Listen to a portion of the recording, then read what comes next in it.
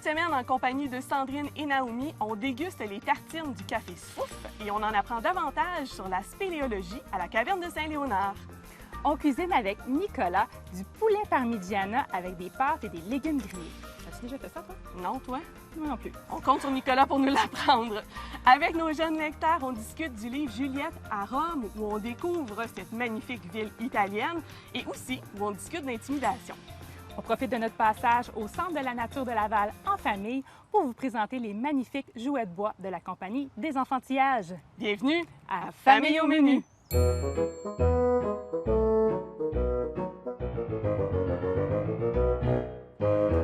Aujourd'hui, on se trouve sur la rue Ontario, juste au coin de la rue Baudry. On est ici pour découvrir le Café Spouf, un espace accueillant où il est à la fois agréable de venir manger en famille avec les enfants ou de venir travailler. Au menu, toute une belle sélection de boissons chaudes ou froides, des tartines salées ou sucrées, mais aussi quelques spécialités de cuisine libanaise.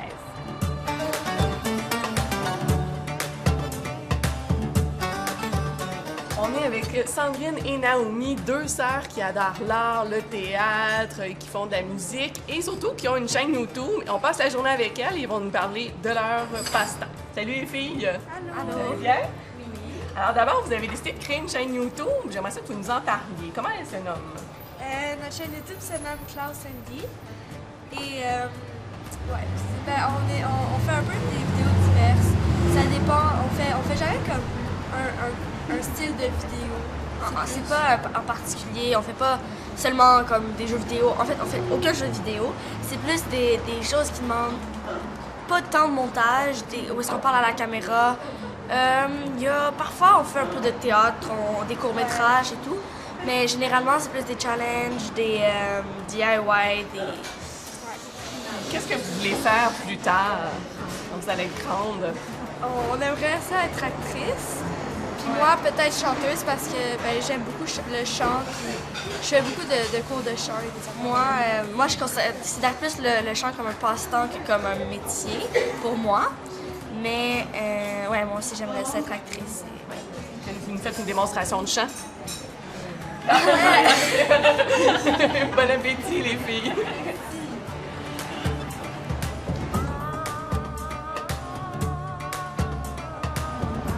Sur la chaîne YouTube, vous avez enregistré des chansons aussi un peu, hein? Vous avez fait de ça? On a fait une chanson l'année dernière qu'on avait fait avec notre prof de musique parce que on était dans la chorale à mon école puis on voulait faire une chanson pour la chorale. Finalement, ça a été long de faire enregistrer en studio puis tout. Fait que finalement, elle a juste joué sur un disque à la chorale. Et on avait fait un vidéoclip sur notre chaîne YouTube. Quelque chose qui vous tente peut-être pour l'avenir sur la chaîne? On invente beaucoup de chansons. Là. Mais généralement, on les finit pas. C'est un petit problème.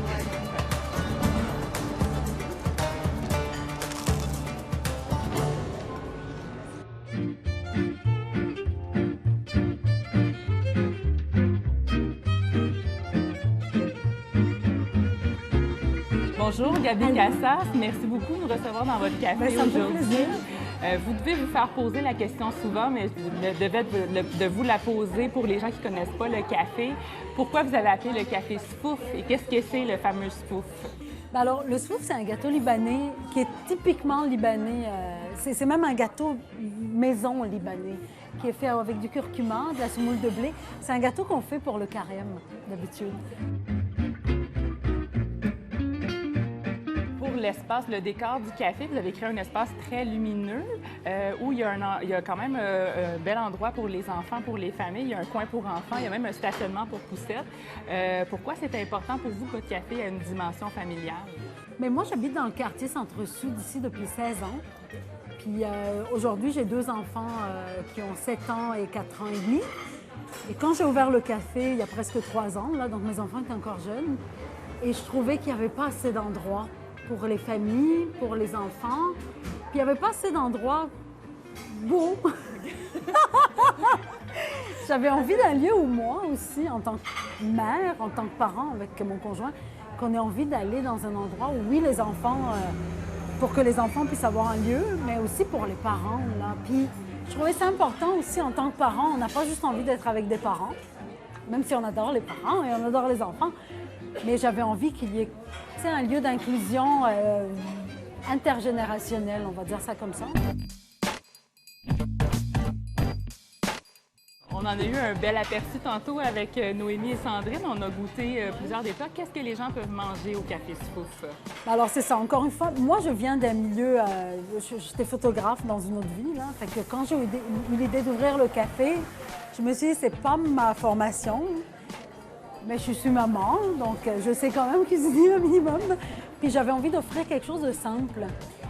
Et l'enfance, pour moi, évoquait aussi la tartine. Moi, je suis libanaise. Puis quand j'étais petite, justement, c'était comme, tu veux une tartine? Avec l'accent. Avec les voyages que j'ai faits, mon conjoint est français. En France, il y a eu, depuis plusieurs années, une grande mode. On fait des tartines avec du pain grillé, des tartinades. Fait que j'ai trouvé que les deux se rejoignaient pour moi. Là. Puis c'était à Montréal, il n'y en avait pas encore beaucoup, voire peut-être pas du tout. Là, mais en tout cas, je sais qu'il n'y en avait pas beaucoup. Puis je me suis dit, tu sais, je vais faire ça, ça va changer. Puis c'est quelque chose, c'est facile à faire, des tartinades préparées d'avance. On fait griller du pain, on fait la tartinade, on sert. C'est modulable aussi, à quelque part. Là. Je veux dire, les gens, oui, que tu sais, quelqu'un qui me dit « moi, je ne mange pas de fromage », bien, la tartine, il y a de fromage, on peut ne pas en mettre. Parce que toute l'idée était ça aussi, accommoder les enfants. Puis je me rends compte que même les adultes, ils sont contents. Il y a quelque chose aussi qui m'intriguait au menu, qu'on lui a goûté tout à l'heure, ça s'appelle le lait d'or. Qu'est-ce que c'est le lait d'or? Bien, le lait d'or, c'est quelque chose que je ne connaissais pas moi-même avant d'ouvrir le café. Mais comme je fais le soufouf qui est à base de curcuma, très vite, les gens m'ont amené l'idée du lait d'or, qui est une recette ayurvédique qui vient d'Inde. Et c'est un lait chaud avec du curcuma, du poivre noir. Nous, on met du miel. Bon, après, la recette demande aussi de l'huile de coco et tout ça. Nous, on le fait sans huile de coco, mais du miel. Il y a aussi quelques spécialités libanaises au menu. Oui, bien justement, dans les tartines, le labneh d'amande, je dis toujours à mes clients, aux gens qui viennent me voir, qui me demandent conseil, dis-moi, pour moi, c'est ma tartine, voilà, réconfort. C'est un petit peu le petit déjeuner libanais.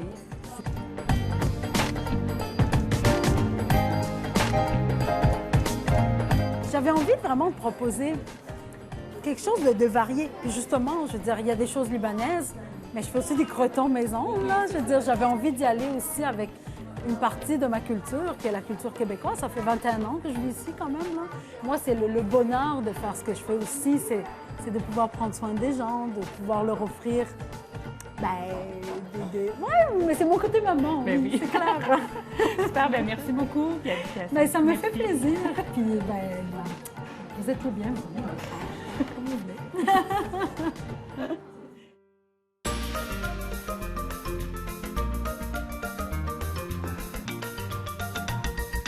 Sandrine, Naomi, où est-ce que vous nous amenez aujourd'hui? Bien, aujourd'hui, on s'en va aux cavernes Saint-Léonard. Une des choses qui est vraiment intéressante, c'est qu'il y a des fossiles de plus de 450 millions d'années qu'on peut voir ici même à Montréal. C'est très rare qu'on a la chance d'avoir une caverne comme celle-ci dans une grande ville. Êtes-vous prête? Oui. Ouais, on y va? Oui.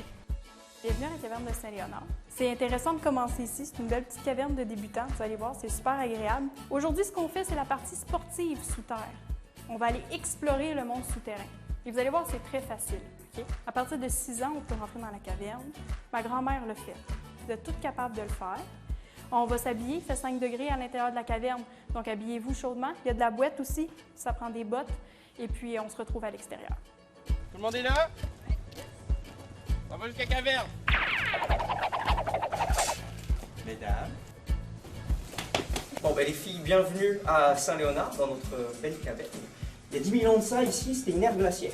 Quand on a une ère glaciaire, on a des glaciers, ok? Et il y en avait un, ici, particulièrement gros.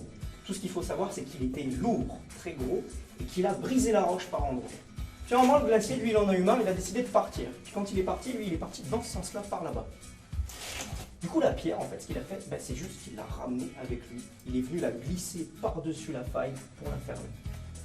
Donc tout ça, là, c'est du calcaire et c'est du sable, de la boue et un maximum d'animaux morts. Donc tu en as sur la face. Bien joué. Pourquoi est-ce que vous avez choisi de travailler ici en particulier? Moi, j'ai choisi de travailler ici parce que c'est un job étudiant. Puis je me suis fait engager par ma collègue Noémie. Ça fait plusieurs années que j'aide la SQL. J'ai travaillé comme guide il y a 3 ans. Je suis revenue entre les deux, aujourd'hui, il y a 3 ans, je suis venue dépanner, donner des formations, faire du remplacement. J'ai vraiment apprécié. C'est l'atmosphère de travail ici qui fait vraiment la job. On est une bonne équipe, sérieux, c'est chaleureux. Puis on a beaucoup de liberté aussi pour une job étudiante, ce qui est vraiment intéressant. Puis moi, j'ai vu ça par hasard sur Internet, en fait, en quelque sorte. Et puis, je me suis inscrit le vendredi, et puis ils m'ont dit « Ok, go, go, go, ce week-end, on part tous en week-end pour se former, donc il faut que tu aies tout ton stock tout de suite. » Puis j'ai trouvé ça cool et assez insolite, là, donc je me suis dit oui. Alors, le but de tout ça, c'est d'aller toucher le fond et de revenir. Allez, go, en avant. T'as le droit de crier, si tu cries, on viendra te chercher. Ok, parfait. Alors, tant que tu as l'impression de pouvoir peut-être avancer, c'est que t'es pas au bout. Donc tu continues. Allez, tout au fond, tout au fond. Encore un pied. Ouais. Tu vois le sol? Ouais. On va s'asseoir sur la roche. Là, tu mets ta main en avant de toi, puis tu te laisses glisser jusqu'en bas. Ça se fait super bien. Voilà. Vas-y, pousse, pousse, pousse. Tu vas aller rejoindre Noémie dans le fond du petit salon. Super! D'accord, pousse, puis on va s'asseoir. Parfait. Vas-y, vas-y, t'es capable. Oui. Tranquillement, on suit la corniche et on se rend jusqu'au petit salon. Alors, on sort de la caverne. Les filles, comment vous avez trouvé ça? C'était cool. C'était très différent des activités qu'on fait d'habitude. Oui. Est-ce que c'était un peu épeurant? Ouais. Par moment. Ouais, c'est ça, par moment. Là. À cause du noir? Ouais, puis aussi à cause de la hauteur, quand on montait comme sur les échelles, c'était comme haut. Puis Quand on rampait, là, c'était ouais, sur étroit. les murs. Explorer comme ça une caverne, je trouve ça malade. Sérieux, j'aime juste vraiment beaucoup ça, puis ben, ça me donnerait vraiment des retours. Merci Sandrine, merci Naomi. Est-ce qu'il y a un plat que tu cuisines à la maison? J'aide souvent ma mère à faire les pâtes ou sinon, ben, je cuisine des gâteaux avec ma soeur. Des spaghettis. Il n'y en a pas vraiment que je cuisine. Il n'y en a pas vraiment non plus. Les pâtes. Tous les pâtes, le lasagne, les frites. Je cuisine la pizza et aussi je cuisine les petits gâteaux puis les biscuits. Des pizzas. J'aime cuisiner des crêpes et aussi des fois je cuisine de la pizza avec ma mère. Des salades, des œufs. Comment tu les cuisines, tes œufs? C'est mon père qui me les a appris. Il faut juste que je casse des œufs et je les fasse brouiller sur une casserole. La fin de semaine, des fois, quand je prends des œufs pour déjeuner, j'aide maman à les faire. Des fois, avec ma mère, je cuisine maintenant des muffins ou bien des fois des gâteaux ou des choses comme ça. J'en fais presque pas. Je fais presque seulement faire, sinon mes lunchs et c'est ça. J'aime cuisiner des petits muffins avec ma mère. La lasagne. Des petits biscuits. J'aime cuisiner avec ma maman. Des cupcakes.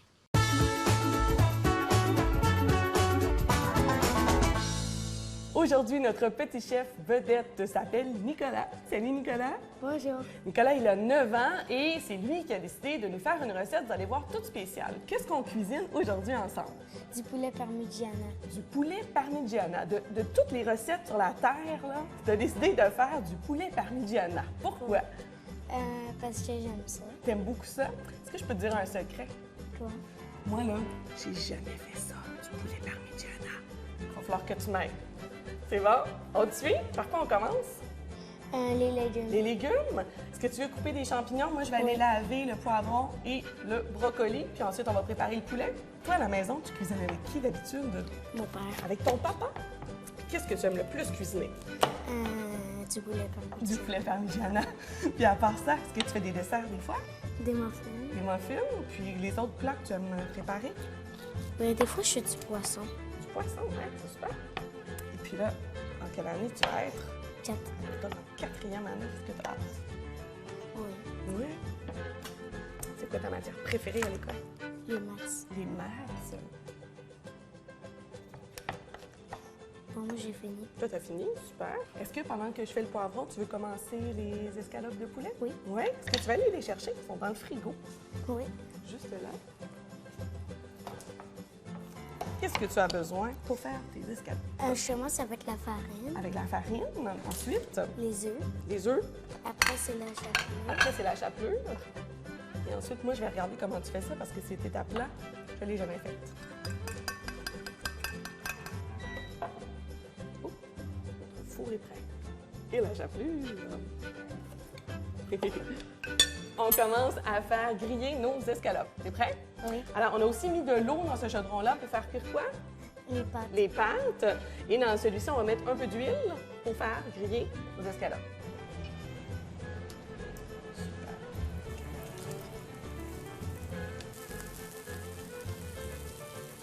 Quel fromage tu vas aller chercher pour mettre sur les escalopes? N'importe quel. N'importe lequel, celui qu'on préfère? Oui. Nous, on a du mozzarella, tu vas voir, c'est dans le premier petit bol que tu vas voir. Super, merci. Alors, une ici. Là, l'autre, regarde, je vais comme la coller ensemble, comme ça paraîtra pas. Ensuite, tu mets plein de fromages aussi. C'est quoi tes fromages préférés? Pas mal toutes. Pas mal tous. On va aller mettre notre poulet au four. Ça sent bien, tu vois. Qu'est-ce que t'en dis? C'est bien. C'est bien, ça? On peut sortir. Parfait. Attention ici, c'est très chaud. Wow, regarde comme c'est beau. Alors, on attend nos légumes. Ensuite, on les mélange avec les pâtes et la sauce.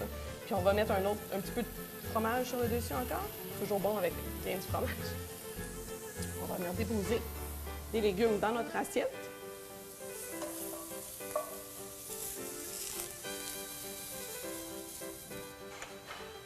Alors, nos pâtes sont ici. On va venir les déposer ici. On dépose un peu de sauce. T'aimes-tu ça avec beaucoup de sauce ou pas beaucoup? Pas beaucoup. Pas beaucoup, comme ça? Est-ce que tu veux du parmesan dessus? Oui.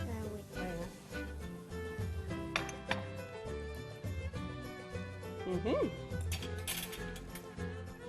C'est excellent. Oui, alors c'est la première fois que je cuisinais ça. Donc, merci à Nicolas d'être venu cuisiner avec nous sa super recette de poulet parmigiana. À la prochaine.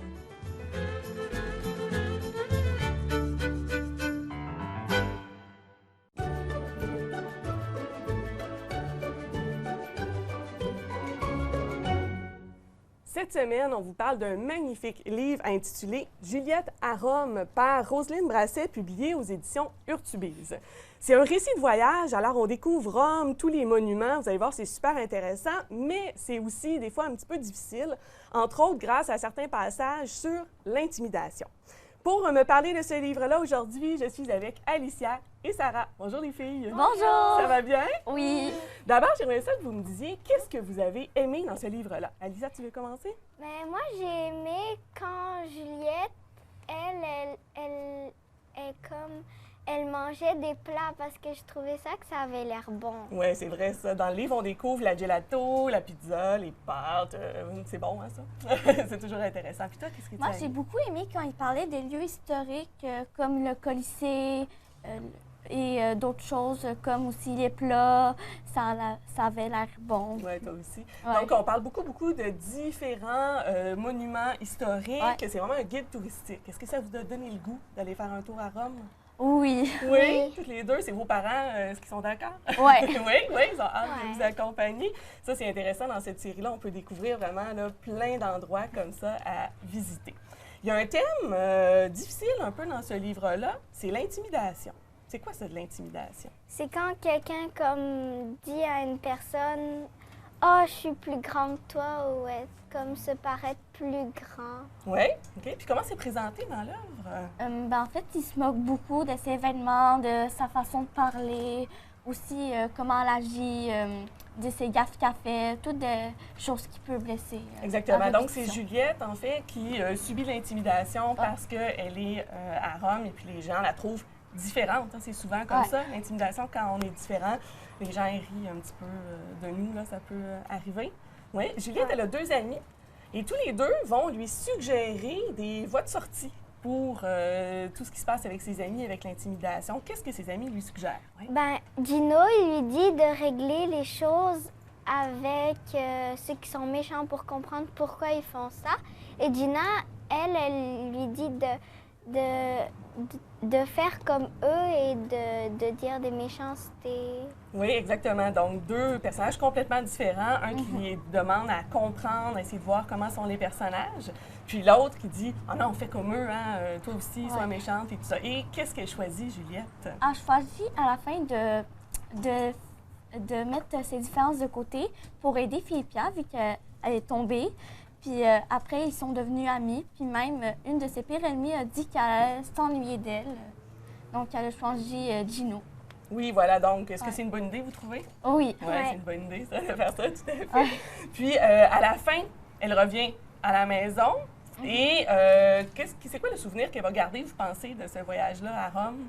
Je pense qu'il faut mettre ses différences de côté, comme j'ai dit tantôt, puis aussi de savoir pourquoi et essayer de gérer ça quand il s'agit et pourquoi comprendre la situation. Oui, super. Puis à la fin, vous l'avez vu, on a dans ce livre-là vraiment un guide touristique. On nous présente les endroits principaux. Le Colisée. Mon italien n'est pas très bon, mais le parc du Colle Oppio, par exemple, avec une petite description de chaque endroit. Et il y a un lexique. Est-ce que vous avez pratiqué votre italien? Ça s'en vient pour votre prochain voyage, donc il y a un lexique. Et il y a aussi de l'histoire, de la chronologie sur Rome et même un endroit pour prendre des notes pour vos enfants quand ils vont avoir la chance de découvrir Rome. Ils vont pouvoir ici prendre des notes avec ce livre-là, finalement. Voilà, merci beaucoup. Sarah, Alicia. On vous invite donc à lire Juliette à Rome de Roselyne Brasset, publiée aux éditions Urtubise. Juliette, c'est une grande série. Est-ce que vous avez lu d'autres livres de Juliette? Oui. Oui, quoi? Juliette à Québec. À Québec? Et moi, en fait, j'ai essayé, mais j'ai abandonné. Puis là, après, je viens de réessayer avec lui, puis ça a vraiment marché. Je vais en lire d'autres. Oui, vous allez voir, c'est super intéressant. Ce sont des livres assez longs quand même, donc il ne faut pas abandonner. Vous allez beaucoup aimer ça et vous allez adorer le personnage de Juliette afin de découvrir avec elle tout plein de villes dans le monde et tout plein d'histoires sur divers monuments, divers personnages importants. Alors, bonne lecture. Merci. De rien. De rien. C'est Le secret des fées des nuages et parce que j'aime beaucoup les théâtres Tilton. Puis aussi parce que il y a différentes histoires, c'est pas comme des chapitres. Admettons, ici, genre, c'est comme une autre aventure qui se passe à chaque... comme ça. Légendaire 18 parce que il y a beaucoup d'action. Puis j'aime quand il y a de l'action. Puis c'est ça. Il manque genre 6 livres à lire, puis j'aimerais ça. Extra, mais le titre au complet, c'est Mes missions extra. J'aime ça parce que c'est drôle, puis au début aussi, il nous montre... ça parle aussi en des langues secrètes, puis ils font des petites affaires comme ça. Des petits signes pour montrer. C'est un livre dans la collection des Zélie Allumettes. Le titre, c'est Le garçon oublié. J'aime bien ça parce que ça parle genre de sortes de fantômes, mais c'est plus des personnes de l'ancien temps, mais quand on pense très fort à eux, ils viennent en vie, puis c'est ça. C'est dans la collection J'apprends à lire, Mickey et ses amis, c'est Dingo Bâton. J'aime ça parce que ça a l'air c'est drôle aussi. Il se fait comme plein de positions là. Même des fois à la fin il l'attrape avec la casquette, une gomme ballon. C'est vraiment drôle. On dirait qu'il joue comme les 4 chevaliers.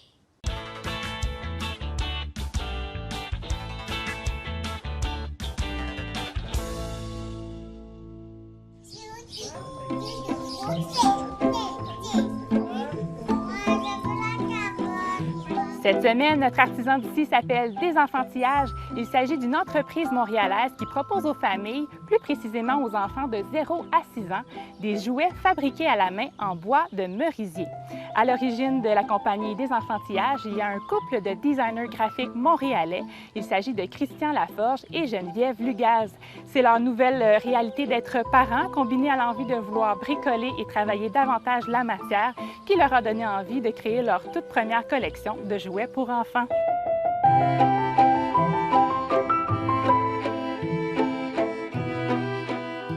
Les jouets des enfantillages sont si bien conçus qu'on pourrait croire qu'ils proviennent d'une grosse compagnie, mais c'est un leurre parce que des enfantillages, c'est vraiment une toute petite entreprise familiale. Il arrive même que les grands-parents participent à la confection des jouets et que leurs petits-enfants les testent avant leur arrivée en boutique. Dans la boutique des enfantillages, vous trouvez donc toutes sortes de jouets de bois, notamment des balançoires, des cordes à danser, des petits camions qui s'assemblent comme des casse-têtes. Pour les plus jeunes, vous trouverez des hochets, une belle maison pliable en bois avec quelques meubles et aussi des personnages qui se rangent dans un sac et aussi un très beau jeu d'équilibre. Chez Famille au menu, on aime beaucoup l'idée des enfantillages de remplacer les balles traditionnelles par des pompons. Vous trouverez dans la boutique des petits bâtons de hockey avec lesquels on peut jouer avec des pompons et aussi de très populaires lance-pompons. On aime aussi la durabilité des jouets des enfantillages et aussi leur design simple et minimaliste qui stimule l'imagination des tout-petits. Pour plus d'informations, on consulte le site internet desenfantillages.com ou encore on visite leur espace boutique qui est situé sur l'avenue Mont-Royal, presque au coin de la rue d'Iberville. Merci à tous les enfants et aux plus grands qui ont participé à l'émission d'aujourd'hui. Chaque semaine, on est vraiment très inspirés par votre créativité et vos beaux sourires.